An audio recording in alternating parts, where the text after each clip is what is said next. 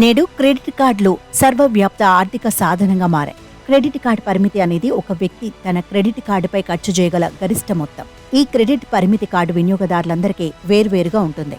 Credit పరిమితిని card జారీ చేసే సంస్థ నిర్ణయిస్తుంది. కార్డుపై నిర్ణయించిన పరిమితి వరకు ఖర్చు చేయొచ్చు.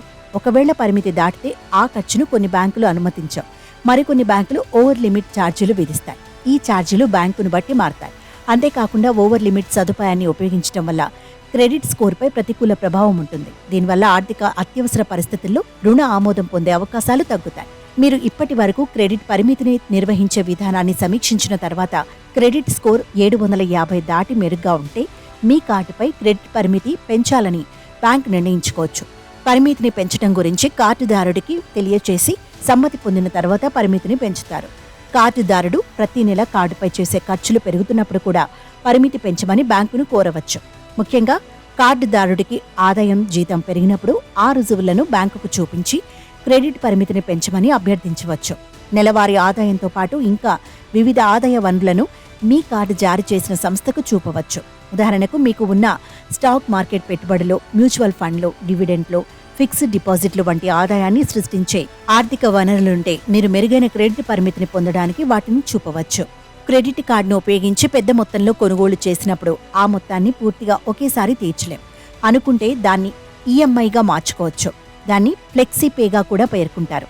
అంటే పెద్ద బిల్లింగ్ మొత్తాన్ని చిన్న సమానమైన నెలవారీ వాయిదాలుగా మార్చమని క్రెడిట్ కార్డు వినియోగదారులు బ్యాంకును అభ్యర్థించవచ్చు. ఈఎంఐగా మార్చడానికి ప్రాసెసింగ్ రుసుము, వడ్డీ చెల్లించవలసి ఉంటుంది. ఈఎంఐ కాల వ్యవధిని బట్టి బ్యాంక్ వడ్డీని నిర్ణయిస్తుంది. అయితే ఈఎంఐ చెల్లింపులు చేసేటప్పుడు మొత్తం బకాయి తీరే వరకు పరిమితి తగ్గి ఉంటుంది. చెల్లింపులను బట్టి క్రమక్రమంగా పరిమితి పెరుగుతుంది.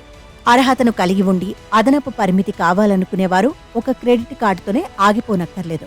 వేరొక కార్డ్ ప్రొవైడర్ను సంప్రదించి ఇంకొక క్రెడిట్ కార్డును పొందొచ్చు.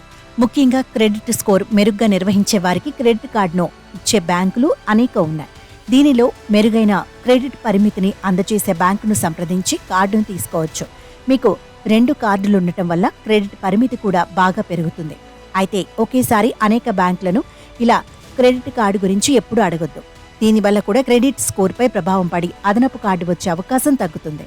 అదనపు కార్డు కావాలనుకునేవారు బ్యాంకులను సంప్రదించేటప్పుడు వెంటనే కాకుండా మధ్యలో కొద్దిగా వ్యవధి ఉండేలా చూసుకోవాలి.